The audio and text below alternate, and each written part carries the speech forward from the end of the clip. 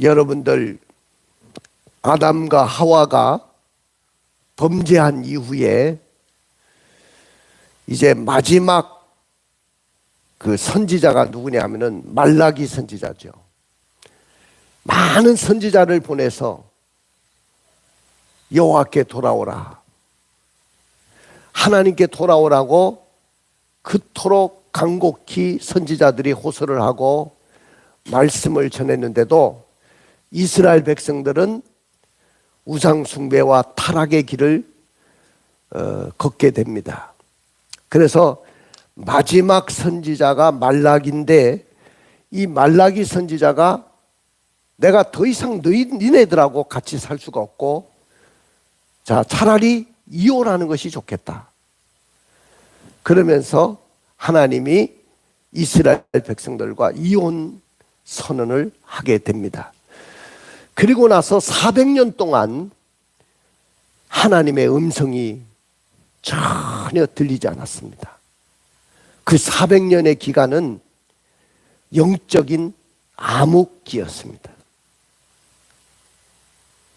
하나님의 음성도 들리지 않고 하나님의 계시도 없는 그런 나날을 보내게 되었습니다. 그 400년의 세월이 지나면서 예수님보다 6개월 먼저 세례 요한이 나타나서 광야에 외치는 소리로 주의 길을 예비하라, 회개하라, 천국이 가까웠느니라. 그러면서 오늘 이 세례 요한이 말씀을 선포하기 시작합니다. 그리고 예수님이 유대 땅 베들레헴 땅에 태어나게 됩니다. 근데 그 당시에 예수님이 태어날 때는 노마라는 나라의 식민지로 있었어요. 그러니까 온 유대가 노마의 통치를 받고, 노마에서 보낸 총독이, 빌라도라는 총독이 나라를 다스리는 그런 상황에 있었죠. 그때 노마의 황제가 누구냐면은 가이사 아구스도가 다스리고 세상을 다스리고 있었는데, 이 사람은요, 가이사 아구스도는 굉장히 황제 숭배를 강요했던 사람이에요.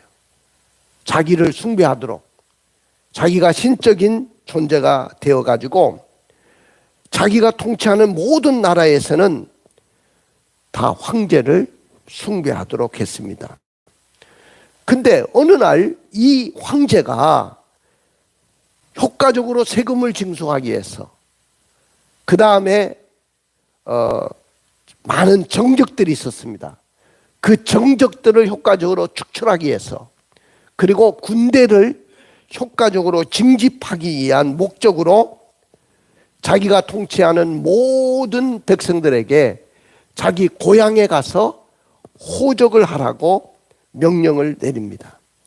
이에 요셉과 마리아도 그 황제의 엄한 명령을 어길 수가 없기 때문에 오늘 마리아와 요셉이, 마리아가 만삭이 된 몸이었지만은 중간에서 날 수도 있고 돌아오는 길에 날 수도 있는 그런 극박한 상황이었지만은 오늘 그들은 살기 위해서 모든 일반 사람들처럼 각각 고향으로 가게 되는데, 요셉도 자기의 고향이 바로 베들레헴 땅이기 때문에 그곳에 가서 호적하러 갑니다. 근데 참 하나님의 역사는 묘하지요. 성경에 보면은 미가 선지자를 통해서 베들레헴 유대 땅에서 예수가 탄생할 것을 약속하고 예언을 했는데, 그 말씀을 이루시려고 그때의 황제가, 황제가 예수님이 태어나는 거 알고 명령을 내렸겠습니까? 아까도 이야기했지만은 효과적인 군대 징집을 위해서, 또한 세금을 효과적으로 걷어들이기 위해서, 반대 정적들을 축출하고 쫓아내기 위해서 이 호적을 하라고 명령을 했는데 황제는 전혀 모르고 자신의 통치 행위를 했던 거죠. 근데 역사의 키는 바로 하나님이 잡고 계셨고 그 역사를 움직이시는 분은 주님이시라는 것을 우리는 보게 됩니다. 황제까지도 움직여서 마리아는 나사렛 동네에 살고 있는데 약 120km가 떨어져 있는 베들레헴 땅까지 와가지고 호적을 하러 옵니다. 자, 호적하러 왔는데 와보니까 사람들이 너무 많이 와 있어가지고 들어갈 여간이 없어요. 상기가 있고 진통이 시작됐습니다. 이제는 아기가 곧 나올 것 같아요. 그래서 요셉이 여기저기를 쫓아다니면서 빈방이 있습니까? 여기 산모가 아기를 낳으려고 지금 진통이 시작됐습니다. 문을 두드리고 빈방을 내달라고 했을 때 아무도 그 빈방을 내어주지 않습니다. 왜냐하면 먼저 온 사람들이 많았기 때문이죠. 사람이 돼서 세상에 오신 아기 예수는 태어날 장소조차도 어떤 궁궐이 아니고 빈방 하나 없어가지고 베들레헴 구석진 마구간 거기에서 태어났습니다. 거기서 태어나서 오늘 말구유에 강보에 싸서 아기를 뉘었다. 그렇게 성경에 기록되어 있습니다. 왜 아기 예수는 대궐 같은 집에 태어나지 않고 왜 냄새나는 그 마구간에서 태어났을까? 왜 하나님께서는 그날 밤 아기 예수를 위해서 이 흔한 여간방 하나 남겨놓지 않으셨을까요? 여러분들 아무리 천한 사람이라도 마구간에서 태어난 사람은 없어요. 이 시대를 살아가는 우리가 성탄을 맞이하기 위해서 무엇이 먼저 준비되어야 될까요? 그래서 오늘 저의 설교 제목은 한번 따라해 볼까요? 성탄에 드릴 빈방 있습니까? 예, 오늘 성탄에 드릴 빈방 있습니까? 이 제목으로 여러분들과 함께 말씀을 나누려고 합니다.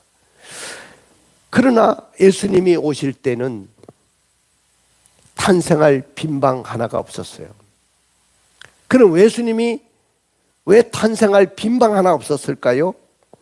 먼저 온 사람들 때문입니다. 여간에 투숙할 곳이 없었어요. 왜냐하면 먼저 온 사람들이 너무 많았기 때문이죠. 예수님의 탄생할 것을 알았다면, 그들이 구약의 선지자의 그 예언을 알았더라면 아마 빈방을 내어드렸을 것이고, 아니면 자기의 안방까지도 예수님에게 내어드렸을 거예요. 그런데 그 시대의 사람들은 다 그 아기 예수가 탄생하는 그날에도 그들은 살기 위해서 오늘 호적하러 왔고, 또 아기 예수가 탄생하는 그날에도 정신없이 바쁘게 많은 사람들은 살아가고 있습니다. 오늘날도요, 내가 아기 예수를 맞이할 만한 마음의 준비가 되어 있지 않고 거기에 대한 관심이 없으시면 절대로 아기 예수는 여러분들의 구세주가 될 수가 없고 그 성탄의 주님을 맞이할 수가 없어요. 오늘 당시에 마리아와 요셉은 빈방이 없어서 급히 거처를 찾았지만은 여간에도 들어갈 수도 없고 어느 집에도 들어갈 수가 없고, 그래서 어쩔 수 없이 어둠컴컴하고 냄새나는 마구간을 구해서 거기서 해산을 했던 것이죠. 자, 그 다음에 왜 아기 예수가 탄생할 빈방이 없었냐면은 그 시대의 사람들이 너무 고약한 인심 때문에 그렇습니다. 사람이요, 지금이나 옛날이나 인심이 너무 사납고, 우리가 그 전철을 타고 가다 보면 그 전철 중에 보면 노약자석이 있고 임산부석이 있어요. 근데 제가 전철을 타보면 그 임산부석에 자리가 비어 있냐? 임산부가 앉아야 할 자리에 엉뚱한 사람들이 앉아 있어요. 그 임산부석은 왜 만들어 놨을까요? 아기를 가져본 사람은 다 알아요. 얼마나 힘들고 어려운지를 알고 얼마나 몸이 무거운지를 알기 때문에 그 임산부를 위해서 배려를 하는 거예요. 그런데 그것도 모르고 먼저 온 사람들이 자기가 다리가 아프다고 그 자리를 자기가 차지할 때가 많거든요. 오늘날 사람들도 이런 고약한 인심이 있습니다. 옛날에도 마찬가지였어요. 넉넉한 마음만 있었다면 임산부를 생각하는 그분이 마리아에게 태어날 그분이 예수님이라는 것을 몰랐을지라도 어떻게 알겠어요? 그분이 하나님의 아들이고 우리를 구원할 구세주라는 것을 어떻게 알았겠습니까? 그걸 모르더라도 임산부에 대한 좀 배려만 했더라도 아마 예수님은 마구간에서 태어나지는 않았을 거예요. 근데 그만큼 사람의 마음이 사나워졌다 그 말이죠.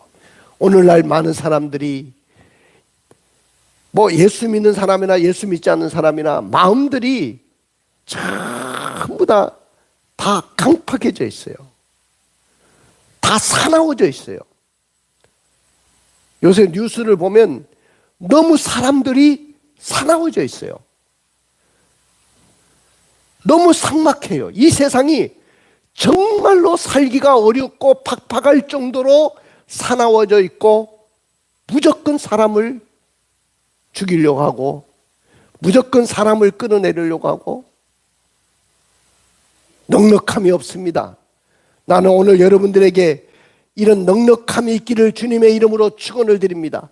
아기 예수는 그 사나운 인심 때문에 내몰리고 그러다 보니까 빈방 하나 없이 천한 말구에서 태어나게 됐다는 것이죠. 더군다나 성령의 감동에 순종한 사람이 한 사람도 없었기 때문입니다.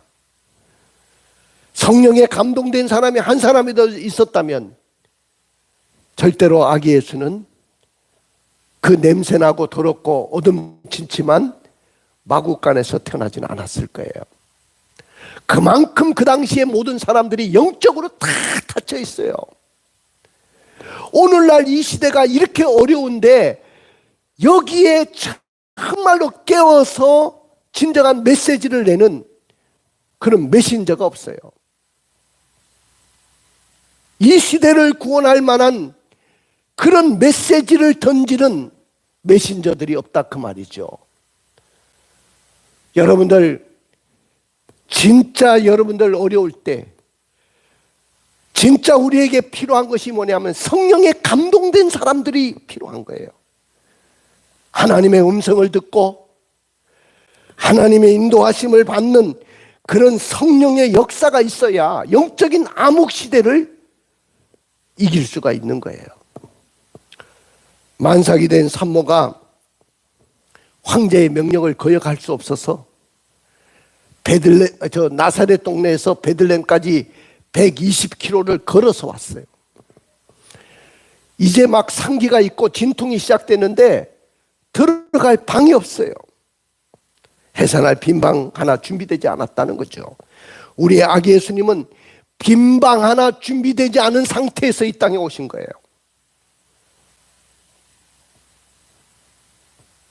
우리 며느리가 아기 날 때 보니까 미리 많은 것을 준비하더라고요.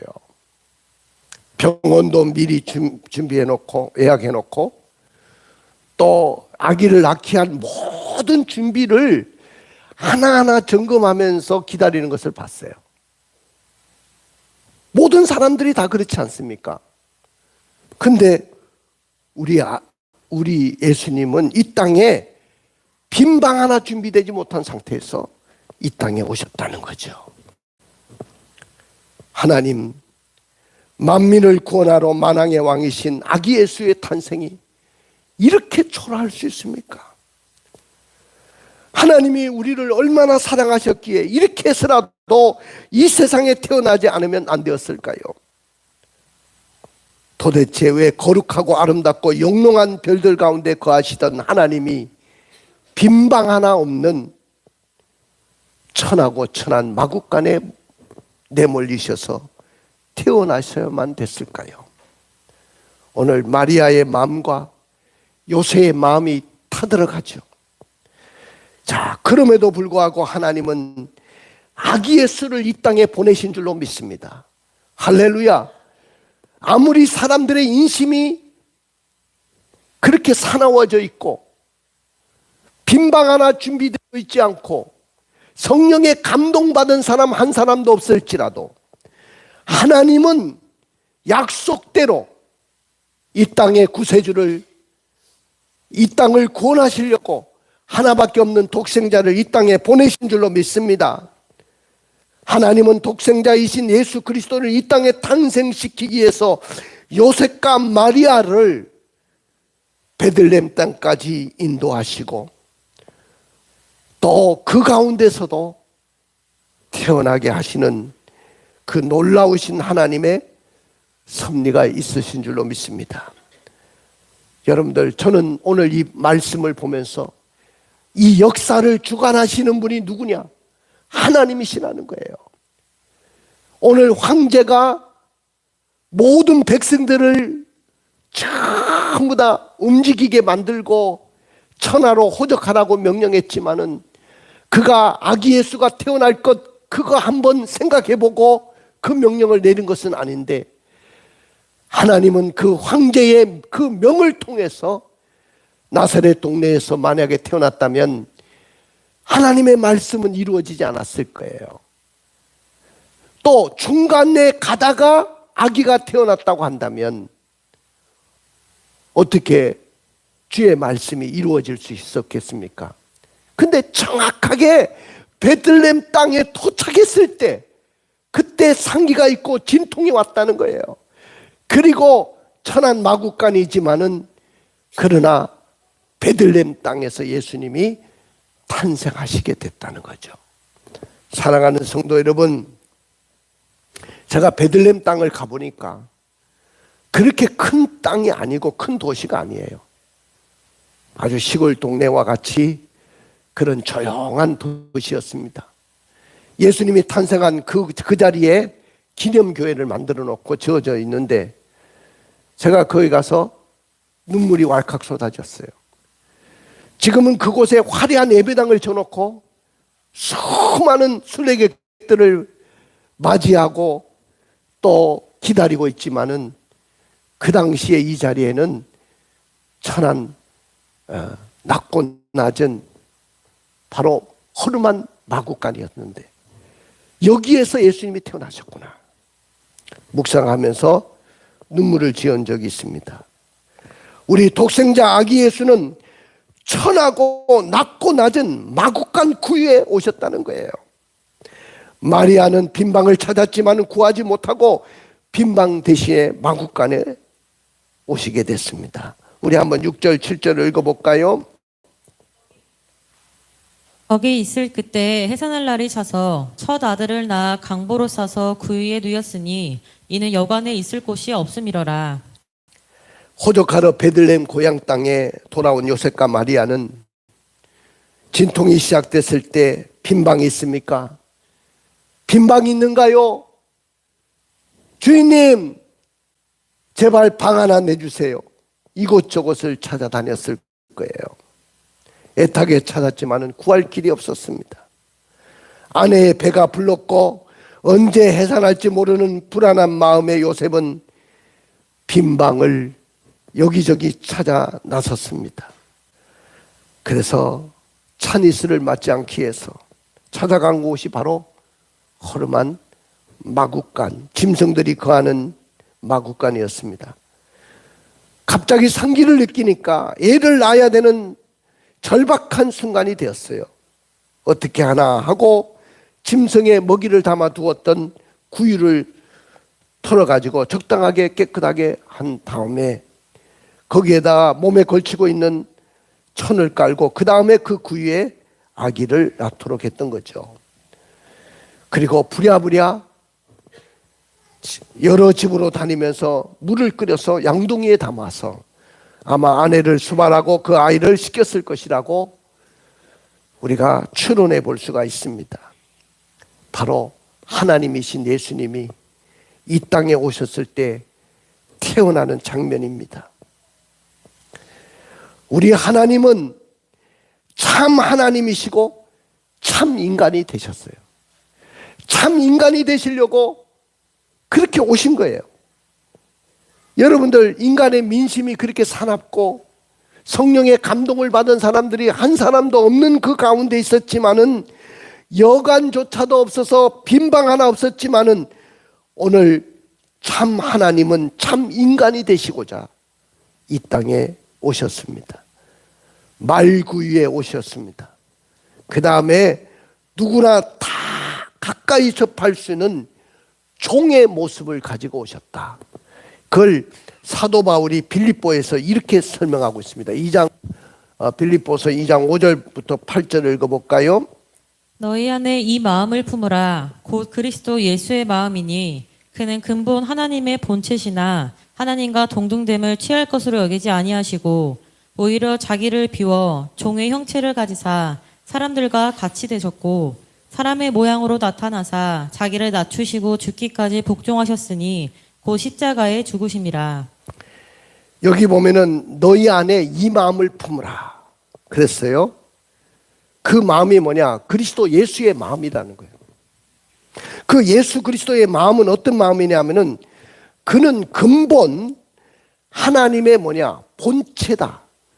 본체라는 말은 하나님과 동등한 분이다. 그분이 바로 하나님이다. 하나님이 인간의 몸을 입고 이 땅에 오신 분이 예수님이에요. 하나님이십니다. 근데 하나님과 동등됨을 취할 것으로 여기지 아니하시고 오히려 자기를 비워 종의 형체로 왔다. 철저하게 종으로 왔다는 거죠. 그리고 사람들과 같이 되셨다고 했고 사람의 모양으로 나타나서 자기를 낮추시고 죽기까지 복종하셨는데 십자가에서 죽으셨다고 했습니다. 그 하나님은 더 낮아지셔가지고 나중에는 우리의 죗값을 지시고 십자가에 죽으셨다는 거죠. 그리고 부활하셨습니다. 사랑하는 성도 여러분, 우리가 세상에서 성공하는 것 참 아름다운 일이에요.